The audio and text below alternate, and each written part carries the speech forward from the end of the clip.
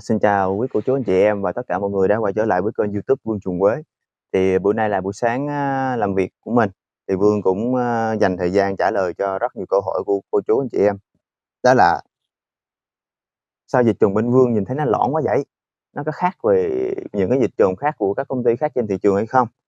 Thì có rất nhiều anh chị em, những người mà lần đầu họ xài dịch trùng bên mình, là một loại dinh dưỡng dạng nước, chúng ta có thể pha loãng phun xịt qua lá hoặc là tưới gốc và hệ thống tưới nhỏ giọt, bét phun mưa xung quanh gốc hoặc là tưới gốc rất là tốt.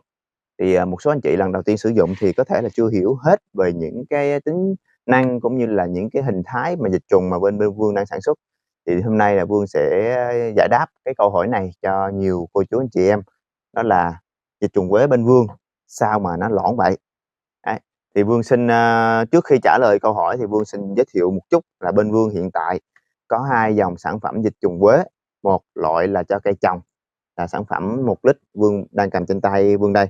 Thì quy cách của nó là chai 1 lít, can 5 lít và can 30 lít.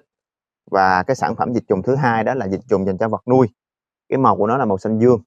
Mọi người có thể nhìn thấy ha, dịch trùng dành cho chăn nuôi. Thì 2 loại dịch trùng này là 2 sản phẩm chủ lực bên Vương, nhận dạng bằng màu sắc và cái hình ảnh bao bì khác nhau và hướng dẫn sử dụng khác nhau. Dịch trùng cho vật nuôi thì chỉ riêng cho vật nuôi thôi, nhưng cũng có thể sử dụng nó dành cho trồng trọt hữu cơ thuần 100%. Còn riêng dịch trùng trồng trọt thì chỉ dành riêng cho trồng trọt mà không được phép sử dụng cho chăn nuôi. Bởi vì sao? Bởi vì dịch trùng trồng trọt thì Vương có bổ sung thêm một số cái vi lượng sắt, kẽm, bo và cái humic. Còn riêng dịch trùng cho chăn nuôi, cho vật nuôi này là Vương sản xuất 100% từ trùng thịt. Chỉ lọc cặn, tức là cái phần cặn ở trong cái ruột của con trùng, cái phần phân của con trùng mà mình thủy phân nó tan